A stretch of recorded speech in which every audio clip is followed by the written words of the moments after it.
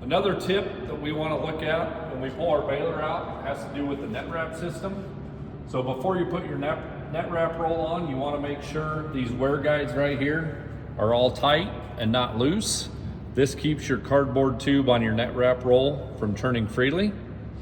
The next thing we're going to do is if you take a look at this shiv right here, when you get it out of the shed, there's a good chance it could have this rust on here. We want to take some brake cleaner and a piece of emery cloth,